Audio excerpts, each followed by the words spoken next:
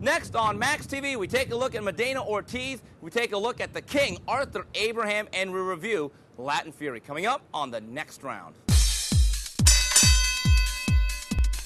And welcome to the next round. Steve Kim joined as always by Gabriel Montoya. We have a jam-packed show. We begin round number 1 from the Staples Center in Los Angeles in what was an upset for the WBA interim junior welterweight title of the world. Marcos Medina gets off the canvas 3 times to stop Victor Ortiz in 6 rounds. What a great fight this was, but I think there's so many issues to talk about.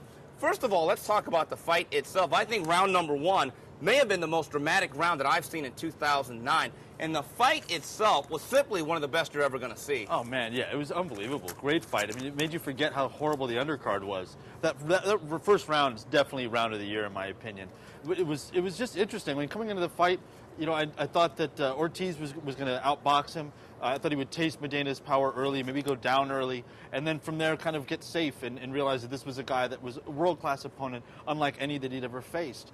And what we instead got was Victor decided to go to war every time he got hurt, and ultimately it cost him. And I think coming out of the fight, Victor became even more of a bigger enigma than he was going into it. You know, Gabe, I think we have to focus on the winner, though. Marcos Medina, don't cry for me, Argentina. Everything was stacked against him. He was brought in as the opponent. He was supposed to be cannon fodder, a mere stepping stone for bigger and better things for Victor Ortiz. But you know what? He did not have the offensive arsenal or the size or the strength or maybe the overall athleticism.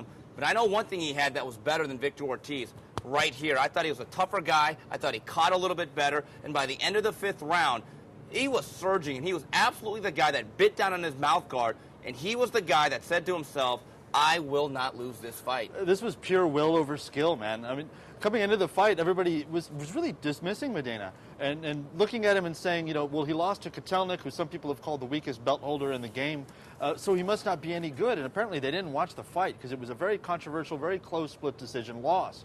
And here was a guy that maybe was a little bit tailor-made for Ortiz. You know, he throws wide punches and he comes forward. Defense is at a premium.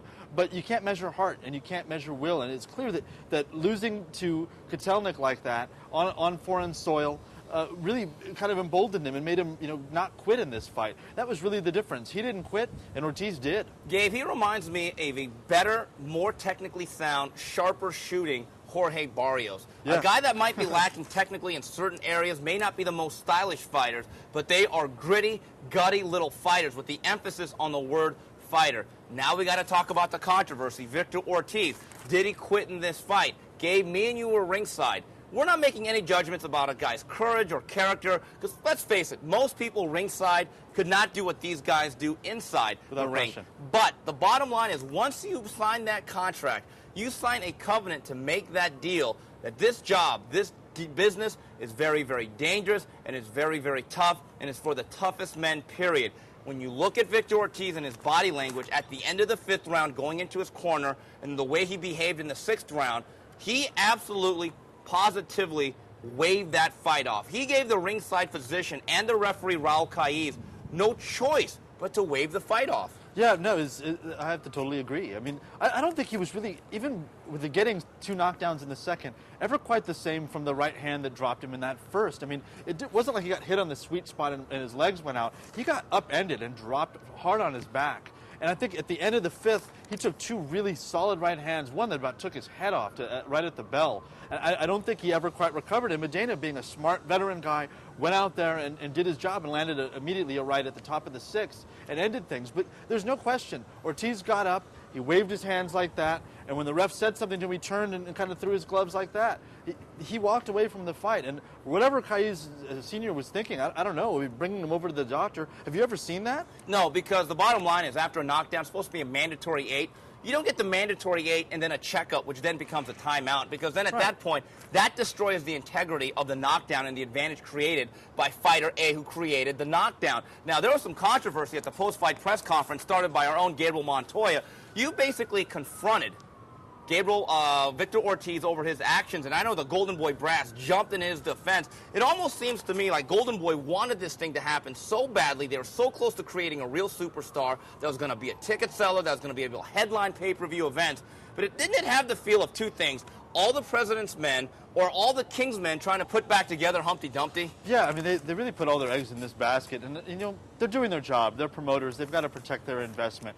But I felt about this fight and this press conference, much like I did about the Mosley Margarito one, where we focused all on the controversy surrounding one guy and didn't really raise up the champion, you know, Medina, who, I mean, you know, granted it's an interim title belt and kind of a paper belt, but still, he was the big winner. He was the guy that went into enemy territory and did the undoable. I asked the question whether or not Victor Ortiz had slipped or if he was waving it, you know, the fight off, and he jumped on the idea that it was a slip. And De La Hoya and Richard Schaefer both jumped on me, and they basically said he was cut, he couldn't see out of one eye, and of course he would have continued. But you look at the fight, and I've watched the tape, you know, 3-4 times now. There was no way he had any intention of Gabe, continuing. he absolutely slipped on a barrage of right hands. Yeah. That's what he slipped on. It was not a banana peel. His tires didn't go flat. And I think people have to be very honest. Looking at the body language starting from the end of the 5th round, at that point, Marcos Medina had grasped full control of this fight. I think from a technical standpoint, let's just go for pure boxing. I think Victor Ortiz needs to make a change in that corner. Danny Garcia, nothing against him, but let's face it, he might be the 3rd or 4th best trainer in his own family, okay? I think for a southpaw to get zinged with so many straight right hands, from a guy who's not really known as a great right-handed puncher, just technically, he made every mistake in the book. Lead foot was on the inside of his opponent, and he kept moving towards his left. No real jab, and no real instinctive ability to shuffle the deck, because I thought in the 3rd and 4th round, the instructions should have been slow the pace down, use your natural size and reach, and box from the outside. He simply stayed too close to Medina, and in essence, he allowed this guy to get back into the fight. Yeah, he fought, as he admitted, he fought a very stupid fight. I mean, you look at that first knockdown, and he just walks right into the kitchen. His lead foot is inside the other guy's lead foot, and he eats a right hand because of it. It's really basic boxing. And being a southpaw, you know, you have an advantage. People aren't used to fighting you, and you should know that. Move to your right, get your foot on the outside, move away from the power. It's really just like the first step in being a southpaw boxer. I don't understand why he didn't. I got to agree with you. His trainers failed him. I think his promoters rushed him. I think HBO was really premature in trying to label this guy a star. He was a very good prospect is what he was. His biggest step up had been Mike Arnautis, and, you know, he blew the guy out, and maybe Mike wasn't what we thought he was. But you don't go straight to a world title fight off of that. I think this is very poor indeed, but I think we got to lay this at the feet of Ortiz. You know, he was with Top Rank. He had solid management in Cameron Duncan. He fired all these people because he wanted to be a headliner, he wanted to make the big money, and he wanted to be on HBO. Well, he got all those 3 things. Unfortunately, when he saw the bill, he said, this check's an outrage, and refused to pay it. I think the term here is perhaps too much too soon, and I just hate to use this word, but I think this word may be appropriate in this particular instance because I've talked about it and there have been whispers that Victor Ortiz's chin had not been the best. He had been knocked down by Thomas Barrientos, not a great puncher. He had been knocked down by a shot Dairo Salas last year at the Home Depot Center, and we saw what happened on Saturday night. And also, there were rumors that this guy was a little bit of a front runner, which showed this past weekend. So is it apt to use the word exposed? I think so. I think, you know, I'm not usually a big fan. I kind of put that in the same file as the hater. You know, I don't really believe in either of those terms. But in this case, yeah, I think he was exposed. And I'd heard rumors that he'd been out of camp, that he hadn't had the best camp, had disappeared for a couple weeks. And he looked like, to me, he was fighting the kind of fight that a guy had just struggled to make weight was fighting. He was only throwing bombs. The jab wasn't there. Really, the fluidity of his offense wasn't there. And then his comments at the end of the fight where he basically said, wow, I don't need to go out of my shield, and I have to rethink this whole thing. He's striking me, you know, it's like there's cracks in the armor, and it's looking like a guy that actually doesn't want to be a fighter. Yeah, more psychological than physical. And also, I believe there's a sense of entitlement with some of these Golden Boy guys who are aligned with certain people that it's okay if I sneak out on this fight or go through the trap door. There's always going to be an HBO date waiting for me. But I got to say this, there may be an HBO date waiting for you, but I saw Fernando Vargas at that fight. We can say whatever we want about the career and the personality of Fernando Vargas. He is still a beloved figure to a certain degree for one reason, the way he went out. And I'm not asking every fighter to go out on their shield, but the special fighters or the ones that we remember are willing to do things that mere mortals aren't. Victor Ortiz on this night showed he wasn't. No, this night he showed he was a mere mortal, and I think all that build-up, all that hype, he even said, you know, it got to him a little bit. He didn't realize it until he started walking out to the ring and people were chanting his name, that he was the big show. And, either the moment defines you or you define the moment. And, Saturday night, the tape says it all. Gabe, I thought it was incredibly ironic that there was an MTV camera crew, an armada of cameras, following him for a reality show, and he got the biggest dose of reality there was from Marcos Medina. We come back, round number 2 of the next round. We take a look at King Arthur Abraham. Moving on, round number 2 of the next round, Steve, Kim, Gabriel Montoya. We go to Germany, where the IBF middleweight title is on the line, and Arthur Abraham stops Mahir Oral in 10 rounds. Gabe, I don't really know how to describe this performance. It really wasn't exciting. It wasn't necessarily enthralling. It really wasn't captivating. I guess the best way I could put it is workmanlike. Yeah, I guess it was steady and workmanlike. It was kind of an odd fight. He sat there and behind his high guard, Abraham did, and really let Oral just kind of dictate the fight and unload a lot of punches until he started to get tired and kind of slow down a little bit. And then the fourth, all of a sudden, he just said, okay, I'm going to fight now, and started to get his knockdowns. He got 5 knockdowns in the fight, and this is a classic example of what we were talking about. Oral, no matter how many times he got knocked down, popped right back up and kept moving forward. I mean, he was basically in there with a guy that had a Tommy gun and he had a slingshot, and he still kept trying. But, to me, Abraham looked like a guy that's struggling to make weight. I think he really needs to move to 168 because he's fighting in spurts. He's not really he has to meet out his energy very sporadically throughout the fight. And I think it's going to cost him sooner or later. He even seemed to get hurt a little bit by a guy that's not a puncher. Well, here's the thing, though, about a guy like Arthur Abraham, very strong physically. It's very hard to break through that guard. I think it's fair to say, to a certain degree, he's a right-handed, harder-punching version of Winky Wright. Yeah, absolutely. He has a really nice jab. He's very conservative in his offense, but the difference between him and Wright is, he's got power in both hands and can end the fight at any moment. I think to beat Arthur Abraham, it's going to take a patient boxer from the outside that's going to pick his spots. You could stink it out on Abraham. If you have a good long reach like a Kelly Pavlik. Mikhail Kessler. The one thing about a guy like Abraham, his offense does not transition to defense or vice versa. He turns the light switch off and on. And when he moves his hands, he's on offense. When he puts up the high guard, he's on defense. Abraham, to me, though, I think is becoming a little bit overrated. I hear all this talk about how Kelly Pavlik is ducking Arthur Abraham. But, in talking to Cameron Duncan, who obviously has a biased view of all this, he makes an interesting point. He said, Steve, we're not taking on a lot of monsters because in the middleweight division, there really is not a lot of guys out there. There's not Benny Briscoe. There's not even a Caveman Lee. But he says, look at the guys that Abraham has fought recently. Lawan Simon and Mahir Oral. Not exactly murderer's row. No, I think it's equal parts. He's still making great money in Germany and fighting in Europe in general. He's a big star there, and he can generate a lot of cash. But there really isn't a lot of people at middleweight. A lot of guys coming up, maybe Danny Jacobs will be a star at middleweight in the future. But right now, it seems like everybody's migrating to 168, and that's where the big matches are. I think Abraham just needs to abandon the idea that he's going to fight Kelly Pavlik at 160, move up, and start establishing himself at super middleweight.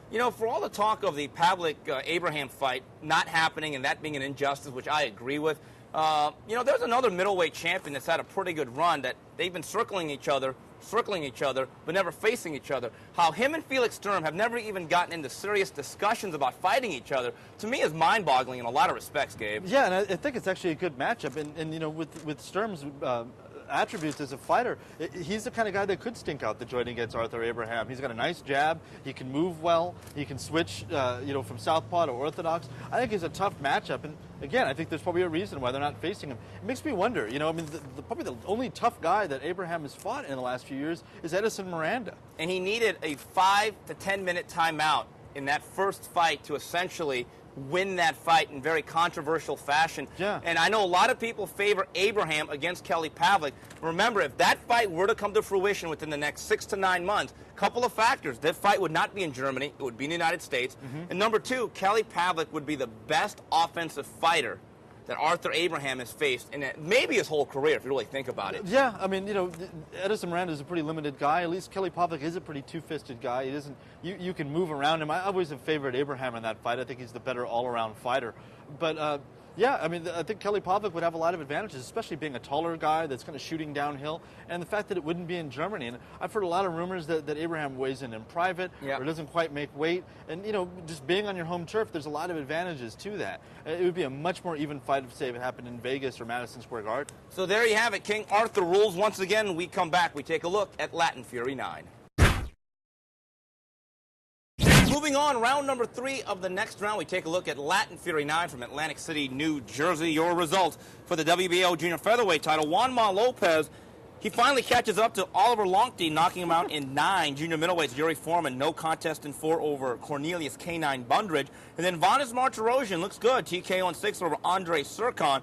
And then bantamweight, Jorge Arce with a knockout in 3 over Fernando Lumancad. Let's go back up top. Juanma Lopez simply overmatched Longty, who said he was giving a tribute or was going to honor Michael Jackson, rest in peace, by the way, the king of pop. And Longty the whole night was moonwalking backwards. Yeah, I think actually Longty was honoring Murad Hakar in his wonderful bout with Bernard Hopkins, where he ran around the ring and would hold anytime he got near. He looked like a guy that lost a bet. You know, it's like, oh, all right, you lost, dude. You got to fight Lopez. It was just kind of ridiculous. But you can kind of take something from this. I mean, Lopez had a guy that was very difficult to deal with. He finally ended up, just being very workmanlike and cutting off the ring, slowly getting his shots in, finding the range, and finally he just saved us all and got him out of there. It was, it was a solid win. It was a win he could learn from. Yeah, it is round. It's a classic case, once again, of why Top Rank is the best company by far in this business today at developing fighters. Here we have a legitimate blue chip guy who's been to the mountaintop, unlike Victor Ortiz, who was kind of preordained to go to the mountaintop, and yet they aren't still letting him fight the Celestino Caballeros of the world. They are still kind of holding him back, and they still believe this is a young guy, whether or not he has a world championship or not. That is immaterial. We're going to continue to develop our fighter. Taking a look, I got to tell you, Yuri Borman may be the hardest guy to watch in all of boxing. And when this fight was called after 4 rounds, I said to myself, hallelujah. Yeah, oh my goodness. What's even more frightening, the possibility that the way this fight ended, it could end up in a rematch, is that the winner of this fight... What? Yeah, there's rumblings that may be ordered because it ended in a technical draw, that we're going to have to see this thing again. But what's even more frightening is that the winner of this is going to fight Corey Spinks. And how boring could that be? I mean... Wait a minute. Yuri Foreman, Cornelius Bundridge 2 is akin to making a sequel to The Love Guru. I got to tell you, Yuri Foreman is hard to watch. It's a put a line that I was quoted in the New York Daily News. His fights are so torturous, they should be shown at Guantanamo Bay to all the detainees. And another old line is, they should allow people in for free at his fights and then charge them to leave. They'd make $1 billion. Speaking of a kid that I think stepped up and looked good, but I think it had a lot to do with style and the guy in front of him. Andre Serkan should be retired. I don't think there's any future in the game for him except more brain damage. I think that's unfortunate if they keep trotting him out there. But you have to give Vanes Martirosyan credit. But again, as Chris Rock would say, he did exactly what he was supposed to. Yeah, I mean, this was a step up. I mean, Zirkin has some power. He's got some boxing skills, but obviously there's a lot of miles on him, and he's been stopped a few times now, and I think it is time to hang him up. But I think with the change we're seeing, it's kind of the rebuilding process that Brian Valoria recently went through, where they moved him back into the wild card, and they're kind of changing his mentality, which is a very hard thing to do. He was usually kind of a front runner, and he was happy that, if he couldn't get you out of there, then he would kind of stink the joint out and box. But now there's something of a killer instinct that's starting to manifest itself, and he's really moving forward and throwing his punches well. He's boxing very well and intelligently and getting his guy out of there. And Gabe, seeing some improvement here. I think there has to be a happy middle ground, which I think they are finding between using his legs. He's got very live, springy legs. He's got a great ability to skate around the ring, and then sitting in the pocket and setting his feet. I think in the past it's been too much in this other direction where he skated around the ring if he couldn't get a guy out of there out of the first 2-3 rounds. But again, Top Rank knows how to develop a pro. It's like that old wine commercial. We shall make no wine before it's time. And I still believe that Bruce Trampler and Brad Goodman and company still believe we have time here. We're not going to rush this kid till we believe that he's ready to fight for a title, not what guys like me and you say. Yeah, and not to pile on Golden Boy. I mean, they're a young company, and I think we're starting to see that now that Oscar is gone. Hopkins is about retired. Mosley's kind of at the end of it, although it's interesting. The one guy that is winning in their stable, they're promoting him the worst. But this is experience. I mean, Top Rank is an old company. Bruce Trampler is one of the best matchmakers the last 20, 30 years. Maybe ever. And you really can see it in the way he develops fighters. And you can really see how Golden Boy is very young. And like Victor Ortiz, because of who Oscar is, who the CEO is, they were preordained to go to the mountaintop before they were ready as promoters to be in this position. Yeah, Gabe, taking a look at Arce Lumancad, no surprise there because Bob Arum feels as though I can make one more run. This guy's a fun TV fighter, but let's be very honest. I think Lumancad saw that part of the canvas, and he says, boy, that looks nice and soft. Yeah, it was kind of one of those, that Richard Pryor moment where he's laying there on the canvas and looks out and says, "The check clear? All right, good, I'm out." Yeah, that's exactly what happened. Yeah, I mean, Arce landed a good solid right, and it was a good win, nice rebound for him. But you're starting to see the miles on him, man. He got cut again in this fight. Well, here's what Arce is. Whether he settles in at 15, 18, or 22, no longer is he the A side. He's going to be a big name notch on the belt for one of these young guys like a Nonito Donaire. Yeah, he's got a lot of fights. He's got over 60 fights, I think, at this point. I'm not sure if I want to see him become a trial horse. I think he's got a few more fights and maybe cash out against a name opponent, and then I think it's time for him to call it quits. Right, so there you have it. That's Latin Fury 9. We come back, we wrap it up with news and notes.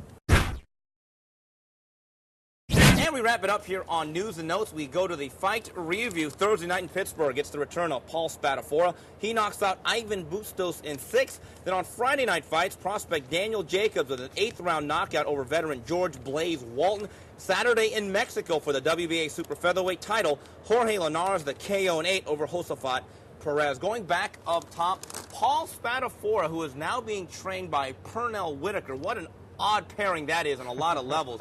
Paul Spadafora, does he have a run, or does he at least have a future in front of him where he's a player between 135 and 140? Yeah, I think so. I mean, he looked pretty good from what I saw of him. He looked maybe perhaps from some accounts a little bit rusty early on, but the hand speed's there. He's able to throw punches in bunches, which, at 33 and being a guy that kind of relied on that, it's kind of a good thing that it's still there, and kind of rare that it would be. Still a pretty good defensive fighter from what it looked like, although he's fighting, limited opposition. And there's one thing, between fighting a guy at this level and fighting a guy at this level. But he's still a name. He's, a decent draw, I think. I think he could be somebody, for somebody at 135 to 140 to fight. Gabe, I just wonder, like a Corey Spinks, another slick southpaw that likes to box a lot, as he turns 33, there's a lot of rust. I'm sure he's lost a little bit off the fastball. Sure. As he has to sit down a little bit, the reflexes aren't quite there. Maybe, for our perspective, he becomes a more crowd-pleasing, fun, exciting fighter. We've seen that happen before. Guys lose a little bit, and from an aesthetic standpoint, that becomes the best thing for him. Well, in the Leonard Doreen fight, he did stay in the pocket, that's him in his prime, and I think he can be not exposed, but I think his defense can be broken through, and he can make for some exciting fights. He's got that mentality, I think. Gabe, I could see it now. Daniel Jacobs is going to be the next Golden Boy / Al Heyman / HBO creation. I think he has very good tools. I think he's got a lot of talent. I'm not so sure he's really being developed into a ticket seller. This is a kid 17 fights in. He's fought twice on the Eastern Seaboard, not really building a following on the East Coast. But I have my questions about Danny Jacobs. I think his opposition's been very soft. I want to see the first time he faces a real legitimate threat at 54 and 60 that could back him up behind the jab, because I don't think that his power is indicative of his record. No, I don't think it is. And to be fair to him, I don't think he does either. He's more of a boxer first and a puncher second. He's kind of an accumulation guy, kind of a sharpshooter. What I'm saying, and I've watched him, I think you have too, since his very first fight on the Mayweather-Hatton undercard, there's starting to be an identity that's forming there. He's starting to settle down in his punches. He's not kind of moving around the ring without purpose. He's stalking this guy, and he's mixing it up to the head and body. I personally am kind of high on Jacobs, but I don't think he's ever going to be a KO artist. I think he's going to be more of a boxer style, kind of a technician type guy. Maybe even a Bernard Hopkins type guy, where he just kind of wears you down throughout the course of the fight. But at the same time, it's going to be hard for him to become that guy with the kind of opposition that they're giving him. Yes, Saturday night in Mexico, one of the best fighters you've never seen or don't see often enough is Jorge Linares. I'll be getting a DVD of this pretty soon. But I just hope that in the very near future that Jorge Linares has all the talent in the world. And people ask me, who is the best young fighter in the world who's below the age of 25 that could really be a pound-for-pound guy? I've been saying Jorge Linares for about 2-3 years. I really hope that a talent of this magnitude gets the platform he deserves sooner rather than later. I think he's that good, Gabe. Yeah, I think fight fans are really being denied something and not being able to see him. The fact that he was off TV somewhere.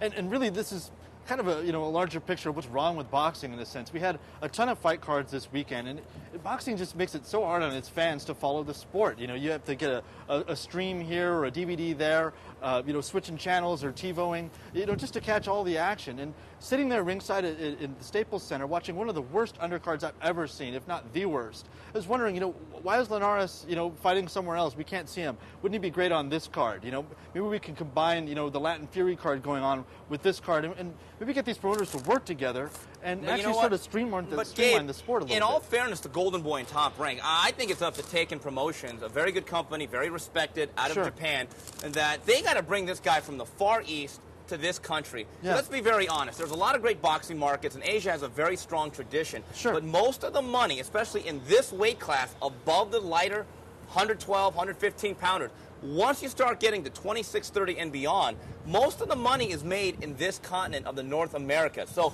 Yeah. they're going to have to make a decision here to partner up with somebody to really let this guy be unleashed on the world stage. One last note here, one tidbit. Floyd Mayweather, Juan Manuel Marquez, it has been rescheduled for September 19th, Las Vegas, at the MGM Grand. No ribbing, the show will go on. Thank Gabe, God. my question is this. July 18th, I thought, in many respects, was absolutely the worst date they could put it on. I think September 19th should have been the date to begin with. It's the Mexican holiday weekend. It's a traditional pay-per-view slot. My question is this. In your opinion, does that significantly raise the market value or the sellability of this fight? No. Really? Okay. Yeah, that was always an Oscar date, and I think that's why that date became so huge. You know, he's thrown other pay-per-views on it. They've Juarez Barrera was on that Yes. on that date, and traditionally, yeah, it's done pretty well. It's kind of kicking off the fall season. But I think what this does is just give them more time to promote the fight. I think that's what they needed. The ticket sales were bad. And this injury, whether you believe it was real or not, personally, I think he was injured, but it was his shoulder, not his ribs. You know, it gives them a little more time to just promote the fight, to marinate it, and to build up the hype train. I think that's all it's really going to do. When it's all said and done, the ticket prices are still the same as they were July 18th, and I still think that there is a perception, whether true or not, that this fight is a physical mismatch. And number two, I know the way Mexicans are. I pretty much hang out with them every day in Montebello, East LA. They don't want to celebrate a great time in their history, Mexican Independence Day, by seeing one of their guys get thrashed. That's kind of not exactly the way they gained their independence. No. I think they would rather see the Mexican guy beat Mayweather. And I have a feeling Mayweather's going to trot out the whole Mexican assassin thing with the sombrero. But you know what? At that point, you're into the heart of college football. There's a lot of things to do around the West Coast. I think there will be a spike. I think they'll do 50 to 75,000 more pay-per-views. I think the attendance, I think, will be raised by about 10 to 15 percentage points. But in terms of what they were expecting when they first announced this fight in early May, I think it will fall short of expectations. I think so. It's somewhere between, 350 and 500 pay-per-view or 500,000 pay-per-views sold. You know, bottom line is Mexican fight fans, and I'm one of them. We want to see a good fight. We want to see an even fight between two guys, and you can postpone this thing until doomsday. It's still going to be, a lightweight fighting a guy that fights at welterweight. This? I got an idea for all the promoters, specifically Golden Boy, who's promoting this. It's a novel idea. How about putting on a good undercard? How's that idea? Yeah, I mean, geez, I can't go on. I mean, that Craig McEwen fight, against Willie Kickett. Apparently, no, he can't. It was just horrible. It was just one of the most boring. Well, that was Adrian Broner against Willie Kickett. No, he can't. Oh, that's right. And yeah, then my bad. Craig McEwen fought Darnell Diesel Boone. But I got to God, tell you, yeah. if you take a look at the last what it did to two me. major pay-per-view shows involving Manny Pacquiao, De La Hoya, then Ricky Hatton Pacquiao, those undercards are horrific. And I got to tell you, there's a guy out there that's got to be smiling at all this, is Dana White. Dana White must look at this overall package and say, you know what, I don't have to badmouth boxing. I don't even have to market against boxing. I'm going to let boxing be boxing. And I'm not asking for revenge, the rematches, but I think there comes a point in time where you've got to give us more bang for the buck than the main event. No, you've got to build it. There's you do like 4, 6, 8, 10, and you kind of build the pressure and you build the excitement. It all comes down to experience and matchmaking, like we said. Putting two good fighters together that are young and hungry that we get to see. Maybe seeing a prospect that's fighting, a trial horse and build him up. And you kind of build the tension of the evening like a good DJ. I'm going to say this right now. September 19th, I don't care who's controlling the undercard. I want to see Chris John, Rocky Wars, the rematch. Don't blackball this kid for not taking Mario Santiago. It's a very good fight. It was very anticipated. Very good first contest. And I got to tell you, going back to this weekend, I saw Chris John working the corner, getting awards, looking healthy as a horse. Chris, that takes a lot of nerve to back out of a fight and then come to that arena smiling, acting healthy as can be, like nothing's wrong. I had a problem with that. I got to be completely honest with you. I had a big problem with it. It was, especially considering... Wasn't he on his deathbed 5 days ago? Yeah, apparently he was anemic, and he looked like he had a pretty nice tan. He looked okay. Yeah, Benny Hinn has powerful hands. What can you say? Well, that's it for this week's edition of TNR, on behalf of Gabriel Montoya and the rest of Max Boxing, till the next round, goodbye, everybody.